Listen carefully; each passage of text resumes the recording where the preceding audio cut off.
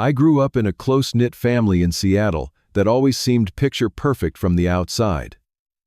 My parents ran a successful real estate development company, and there was never any doubt about our family bond. That is until I married Tara, the most brilliant and fiercely loyal woman I have ever known. For years I was blind to how my family was systematically trying to destroy our marriage from the inside. When Tara finally discovered what they had been doing behind our backs, she did not explode with rage like most would expect. Instead, she got calculating. Before I tell you how my wife systematically dismantled my family's web of lies, drop a comment telling me where you are watching from and hit that subscribe button if family drama gets your attention. Growing up in Seattle with my parents James and Dorothy and my sister Amanda, I always felt a sense of security in our family unit. My father built our real estate development company from the ground up, turning it into one of the most respected firms in the Pacific Northwest. My mother served as the company's financial officer, while Amanda followed in their footsteps, joining the business straight out of college. I was the outlier. From an early age, I showed more interest in computers than construction. While my father would try to interest me in blueprints and building materials, I was busy taking apart our family computer and learning to code. This created a subtle but persistent tension in our household. "The business is your birthright," Lou, my father, would say during our weekly family dinners. "All this computer stuff is just a phase." But it was not a phase. I pursued computer science in college and landed a job at a promising tech startup. Though my parents never said it directly, their disappointment was evident in the tight smiles and changing of subjects whenever I talked about my work achievements. "We always assumed you would come to your senses," my mother would say. "The family business has a place for you whenever you are ready to accept your responsibilities." Despite this underlying current of disapproval, I maintained hope that they would eventually accept my choice. I loved my family, and I believed they loved me enough to respect my decisions. This belief sustained me through years of subtle guilt trips and passive-aggressive comments about my career path. I was 32 when I met Tara. It happened at a tech conference in San Francisco, where I was presenting a paper on software security protocols. She approached me, after my presentation, with insightful questions that showed she had not only understood my talk, but had already thought beyond it to applications I had not considered. Tara worked as a corporate strategist for a major tech firm, helping companies navigate complex business relationships and market challenges. Her brilliance was obvious from our first conversation, but what truly captivated me was her authenticity. In an industry full of egos and pretension, Tara was genuinely herself, confident without arrogance, ambitious without ruthlessness. Our first date lasted 6 hours, beginning with coffee and ending with a late dinner as we lost track of time. Within weeks, we were seeing each other every day, and after 3 months, we were finishing each other's sentences. "I have never met anyone who gets me the way you do," I told her one night as we watched the sunset from her apartment balcony. "That is because no one ever took the time to really see you," she replied, squeezing my hand. By the 8-month mark, we were moving in together, and I knew without doubt that Tara was the one. For the first time in my life, I felt completely accepted for who I was, not who someone else wanted me to be. When I finally brought Tara home to meet my family, their reaction was cordial but reserved. My father James shook her hand firmly and immediately began questioning her about her family background and education, as if conducting a job interview rather than meeting his son's girlfriend. "Boston University. Impressive enough," he commented when she mentioned her alma mater. "Not Harvard or Yale, but solid." My mother Dorothy was polite but distant, offering Tara a tour of our family home that seemed designed to emphasize our family's success and traditions. "These are the portraits of the carpenter, men going back 4 generations," she explained, gesturing to the wall of stern-faced ancestors. "Family legacy is everything to us." My sister Amanda initially appeared to be the most welcoming, complimenting Tara's dress and asking about her work. Yet there was something performative about her interest, a disconnect between her smile and her eyes that I noticed but dismissed. "We would love to have you both for Sunday dinners," my mother announced as we were leaving. "Family traditions are so important to maintain. Do not you think, Tara?" I interpreted these invitations as a positive sign. Despite their reserved initial reaction, they were making an effort to include Tara in family activities. Over the following months, we attended these Sunday dinners regularly, and while the conversation sometimes felt strained, I remained hopeful that my family would eventually warm to the woman I loved. They just need time, I assured Tara after a particularly awkward dinner where my father had spent 20 minutes explaining why our family business was superior to corporate America. They are not used to someone as independent as you. Tara nodded thoughtfully. They clearly love you, Lou. I am sure we will find our rhythm eventually. Her optimism reinforced my own, and when I decided to propose 6 months later, I never doubted that my family would eventually embrace her as I had. I proposed to Tara at the exact spot where we first met at the tech conference, which was hosting another event that year. I arranged for us to have access to the empty presentation hall, where we had first spoken, decorating it with photos documenting our relationship and filling it with her favorite flowers. When she walked in and realized what was happening, her eyes filled with tears of joy. Before I could even finish my prepared speech, she was nodding, "Yes. You are the only person who has ever made me feel like I can be completely myself," I told her as I slipped the ring on her finger. "I want to spend the rest of my life with you." "Yes, 1,000 times, yes," she replied, throwing her arms around me. That evening was perfect, but the bubble burst slightly when I called my parents to share our news. There was a pause on the line before my mother said, "Well, this is certainly sudden. But if you are sure, then we are happy for you, of course." My father added, "Marriage is a serious commitment, son. I hope you have given this proper consideration." Their lukewarm response dampened my spirits, but I chose to focus on Tara's happiness and our future together. The wedding planning brought new tensions. My mother had strong opinions about everything from the venue to the guest list, pushing for a large traditional ceremony at our family church, even though neither Tara nor I were particularly religious. "The Carpenters have been married in that church for generations," she insisted.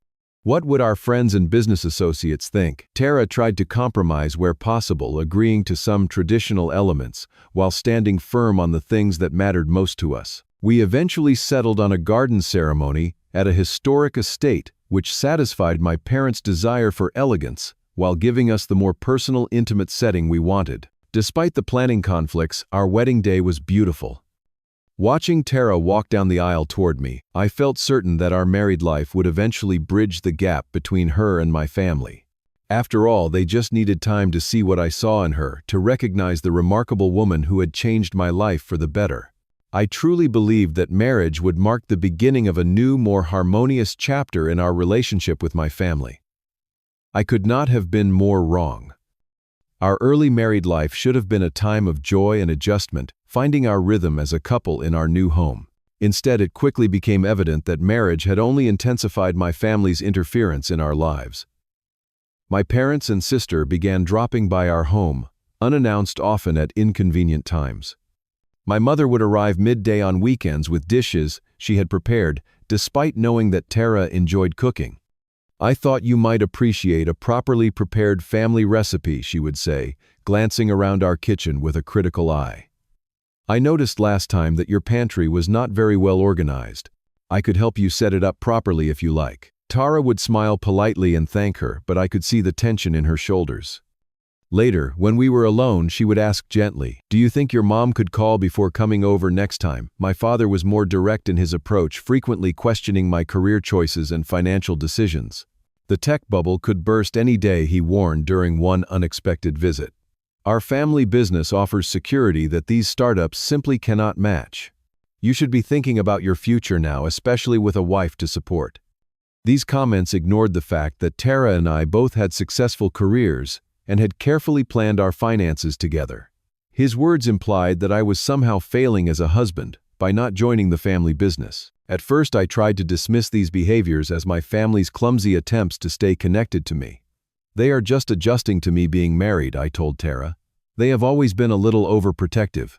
But the pattern became impossible to ignore, especially after my father experienced a minor heart scare about 6 months into our marriage. Though the doctors assured us it was just a warning sign and not a heart attack, my father used the incident to increase the pressure on me. "This business is my legacy, Lou," he said from his hospital bed, gripping my hand with surprising strength. "The stress of wondering what will happen to everything I have built is not helping my health. Your sister cannot run it alone." The guilt was overwhelming.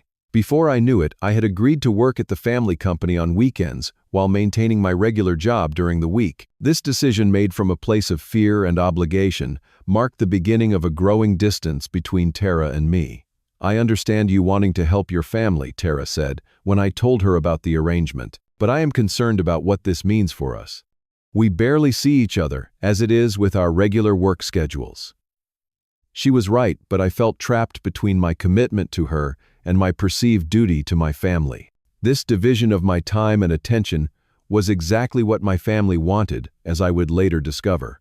As weeks turned into months, the subtle sabotage escalated. Tara and I would make plans for dinner at a special restaurant only to have me receive an emergency call from my sister or father just before we were due to leave. "The Johnson contract is falling apart," my father would claim urgently.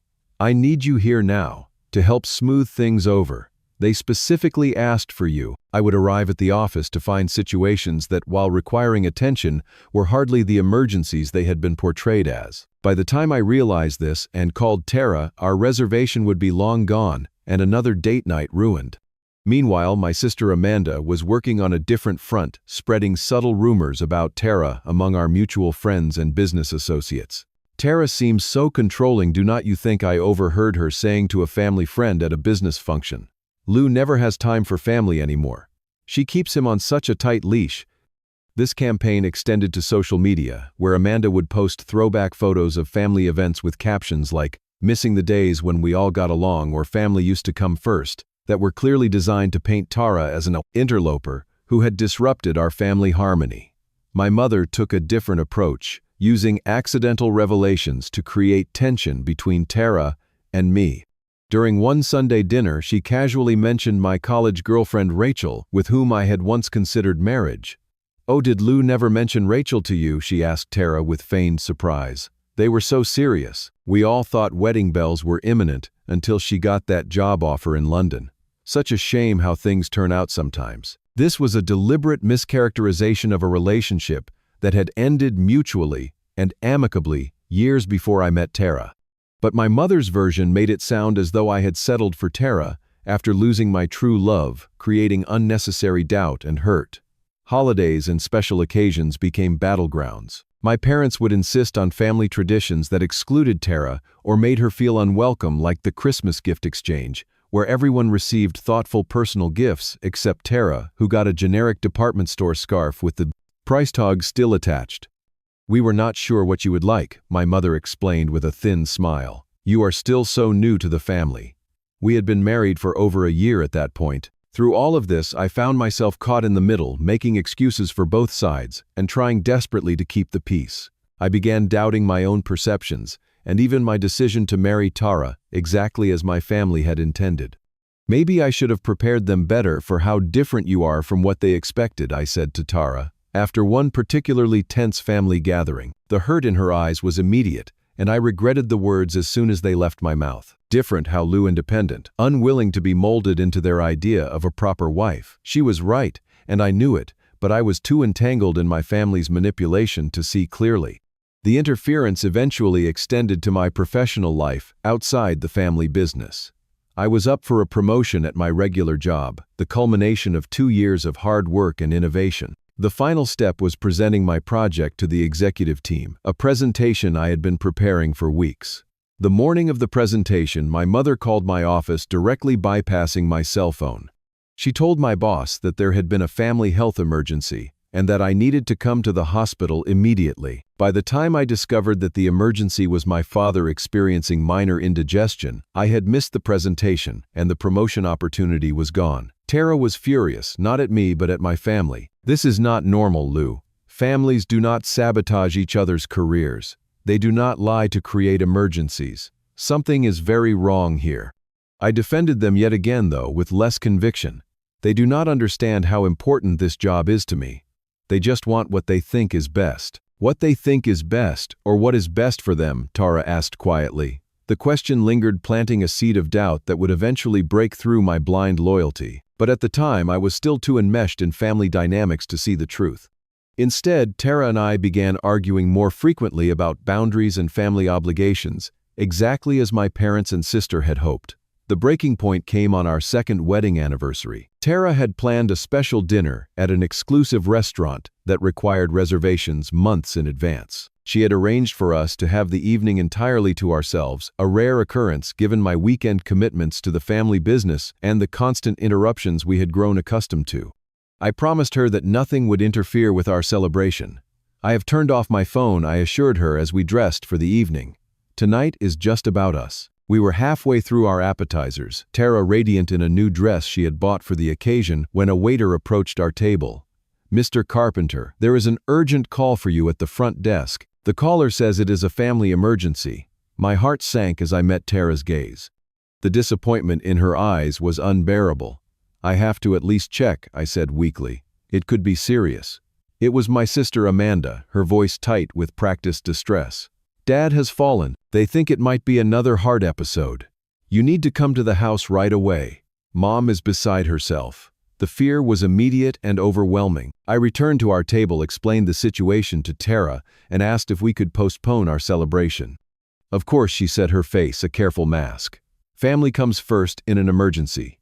I drove to my parents' house at breakneck speed, my mind filled with worst-case scenarios. When I arrived, the house was brightly lit, but strangely quiet for a medical emergency. No ambulance, no paramedics. I burst through the front door to find my parents and sister sitting calmly in the living room, drinks in hand, watching a football game. "Where are the paramedics?" I demanded, looking frantically from one face to another. "Is Dad okay?" My father looked up in confusion. "Of course I am okay. Why would I not be?" The realization hit me like a physical blow. There had been no fall, no heart episode. I had abandoned my wife on our anniversary for nothing. Amanda called and said you had fallen, that it might be your heart again. I said, my voice shaking with emerging anger. My sister shrugged, not quite meeting my eyes. "I might have exaggerated a little, but we had not seen you in days and we knew you would be out with her tonight. Family should come first, Lou." The casualness of her admission, the deliberate use of her rather than Tara's name, and my parents' complete lack of surprise or disapproval made something click into place. This had not been a misunderstanding or an innocent mistake. It had been intentional. I left without another word, my mind reeling.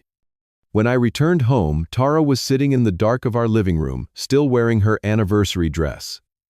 "Let me guess," she said, her voice eerily calm. "There was no emergency." "Tara, I am so sorry," I began, but she cut me off. "This is not working, Lou. I cannot keep competing with your family.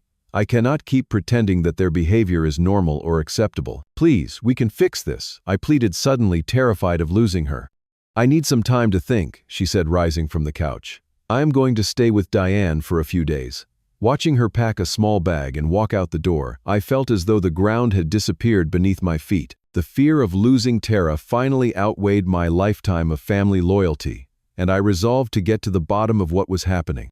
The next day, I drove to Amanda's apartment, determined to have an honest conversation about the false emergency and the broader pattern of interference. I had called ahead to let her know I was coming, but when I arrived, she was on the phone and waved me into her living room while she finished her call in the kitchen. I did not mean to eavesdrop, but Amanda's voice carried clearly into the living room. "Yes, Mom, he is here now. Of course I will stick to the story. We cannot let him throw away everything for that woman. The plan is working. He will see reason eventually." My blood ran cold. Plan? What plan? I moved closer to the kitchen doorway, now deliberately listening. "The anniversary stunt worked perfectly," Amanda continued. "I think they had a major fight. If we keep this up, the marriage will be over by Christmas, and we will have Lou back where he belongs." The shock kept me rooted in place as Amanda ended the call and turned to find me standing in the doorway, her face drained of color. "Lou, I can explain," she began, but I was already pulling out my phone. "Explain what?" I asked, my voice deadly quiet, as I opened her text messages. "Explain how my family has been plotting against my marriage, how you have been deliberately trying to drive Tara away." Amanda did not try to stop me as I scrolled through her messages, discovering a group chat between her, my mother, and my father. The evidence was overwhelming. Screenshots of my and Tara's social media with mocking comments. Detailed plans for interrupting our date nights. Strategies for isolating Tara from my friends and colleagues. Why, I finally asked, my voice breaking. "Why would you do this?" Amanda's defiance crumbled under my gaze. "We were going to lose you," she admitted. "Dad always said you would come back to the family business eventually, but then she came along with her fancy career and independent ideas. She was changing you, pulling you away from us, So you decided to destroy my marriage, to make me miserable. It was temporary misery for long-term happiness, Amanda insisted. You belong with your family working in the business, married to someone who understands our world. Tara never fit Lou. She never will. The conversation that followed revealed the full extent of my family's betrayal. It had begun almost immediately after Tara and I started dating. My parents, particularly my father, had seen her independence and my devotion to her as threats to their plan for me to eventually take over the family business. Dad said she was too smart, too self-sufficient, Amanda explained. He knew she would support your tech career rather than encouraging you to join the company. The plan had intensified after our engagement. My family had actually hired a private investigator to dig into Tara's background, hoping to find something they could use against her. When that yielded nothing, they had moved on to more direct interference. The most shocking revelation came when Amanda admitted that my father had used his business connections to sabotage a major job opportunity that had come my way 6 months earlier, a position that would have advanced my tech career significantly. He could not risk you getting even more established outside the family business, Amanda said, no longer trying to justify their actions. The more successful you became on your own, the less leverage we would have. I left Amanda's apartment with copies of the group chat and a heart full of rage and grief. My entire family had conspired against me, and the woman I loved had deliberately tried to destroy the best relationship of my life for their own selfish purposes. Driving home, I felt as though I was seeing my childhood and family relationships through an entirely new lens. The control and manipulation had always been there, I realized. Tara had simply been the catalyst that made it impossible to ignore any longer. When I finally reached out to Tara and asked her to come home so we could talk, I was terrified she would refuse. To my relief, she agreed to hear me out. I laid everything bare, showing her the evidence of my family's conspiracy, explaining the extent of their manipulation, and acknowledging my own blindness and complicity in allowing it to continue. I failed you, I said, tears streaming down my face. I should have seen what they were doing. I should have protected our marriage. Tara listened quietly, her expression shifting from hurt to shock to something I could not quite identify. When I finished speaking, she was silent for a long moment. I always knew they did not accept me, she finally said. But I never imagined they would go to these lengths. I will cut them off completely, I promised. We can move away, start fresh somewhere. They cannot reach us. Tara's response surprised me.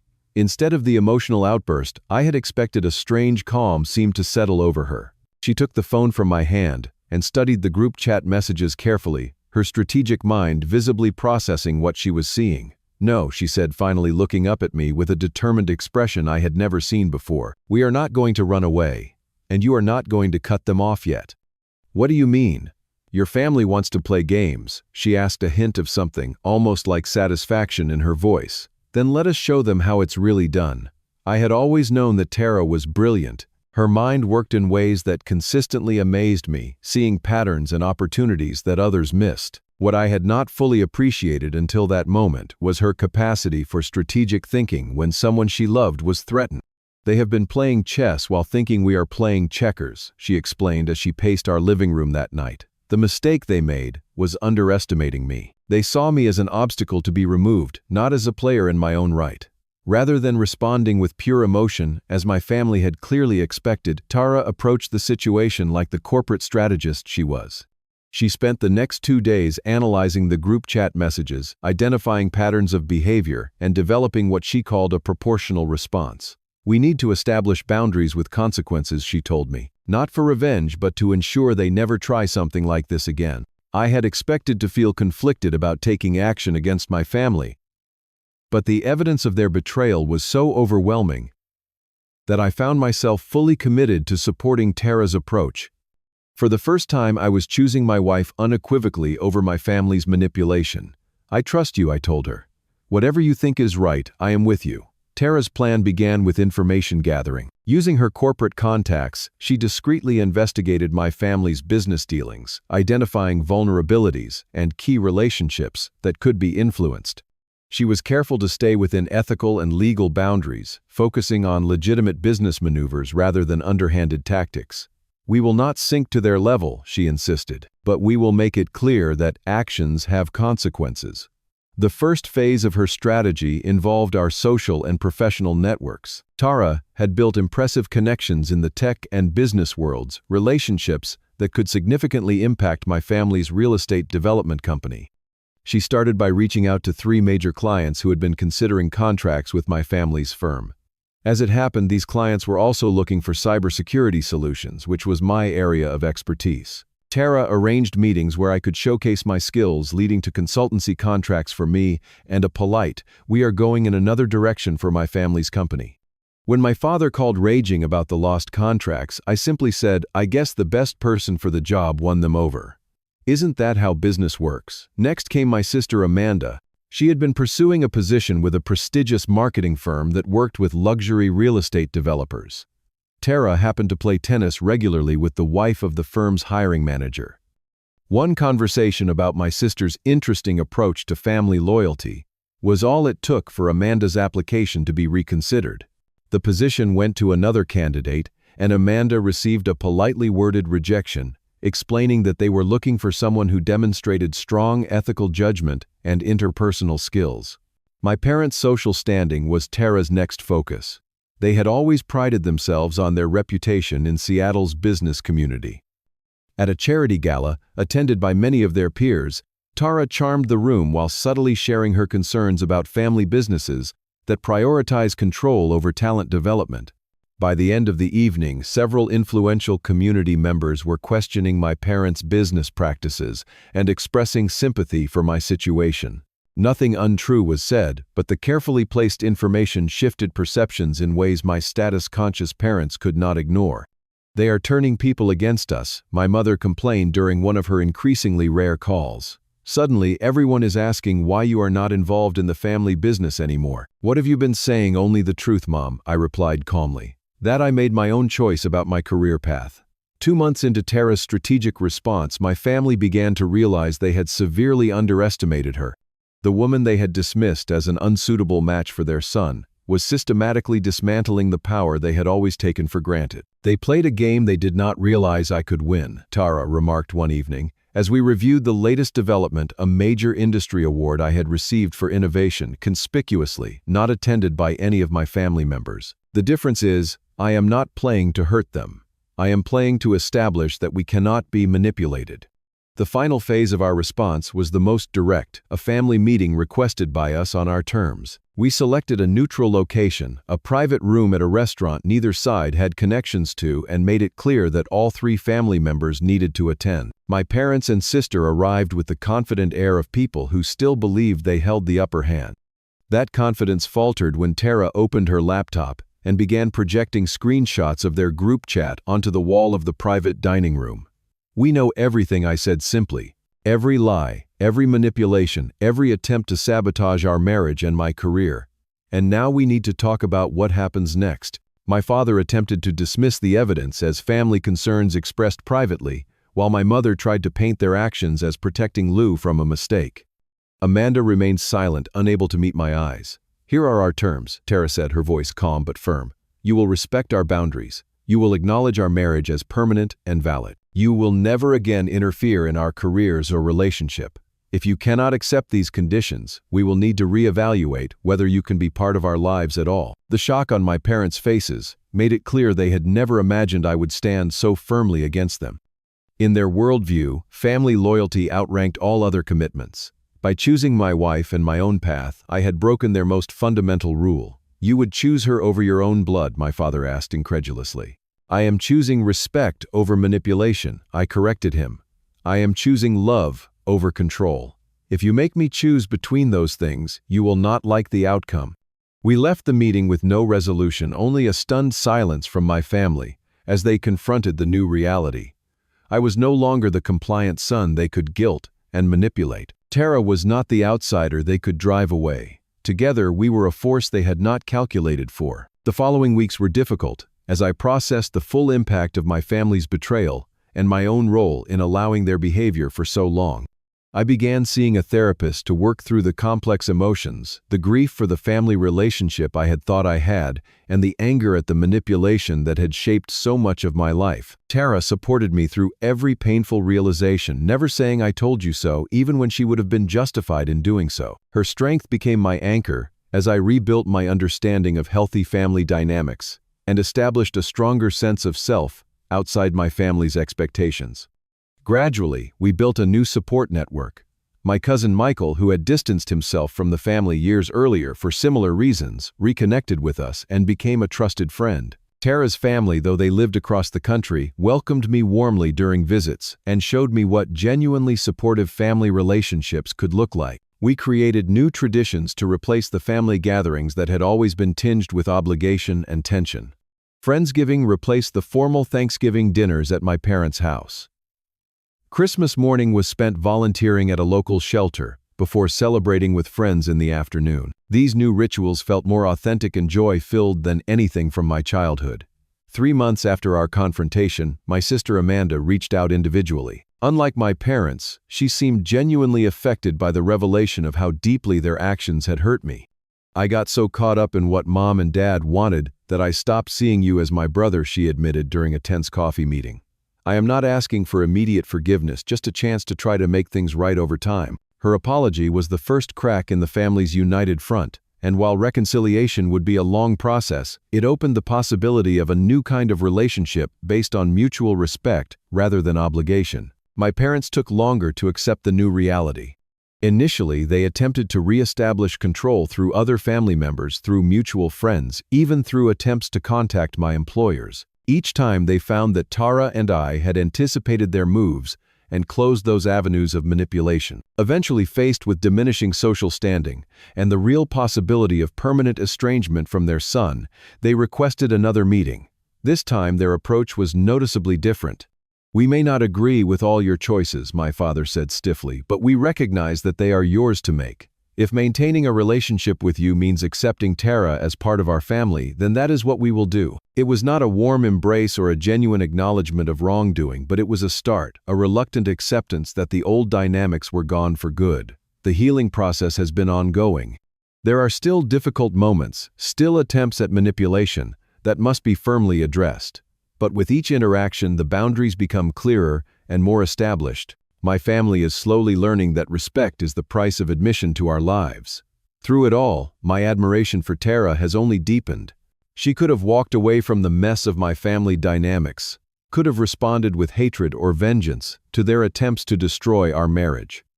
Instead, she chose a path that allowed for accountability while leaving room for growth and possibly eventual reconciliation. "You did not just make them pay," I told her recently. "You made them learn." She smiled at that. "The best consequence for bad behavior is having to confront it honestly. I never wanted to hurt them, Lou. I just wanted them to see you really see you, as the incredible man I fell in love with, not as an extension of themselves." The experience has transformed me in ways I never expected.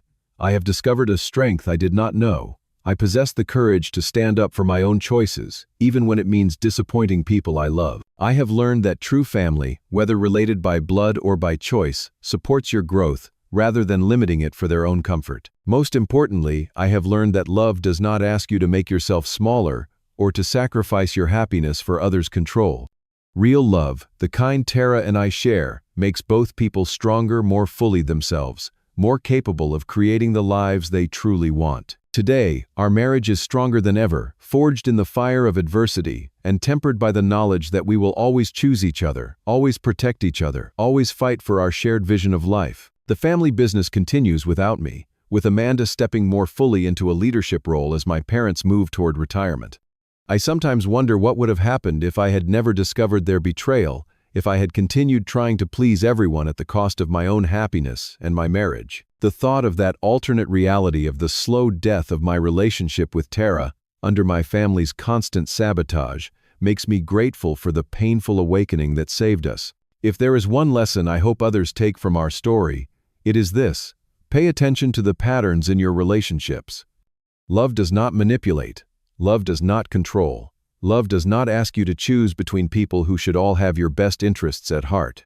If you find yourself constantly torn, constantly anxious about disappointing others by making your own choices, it may be time to examine whether those relationships are truly based on love or on something else entirely.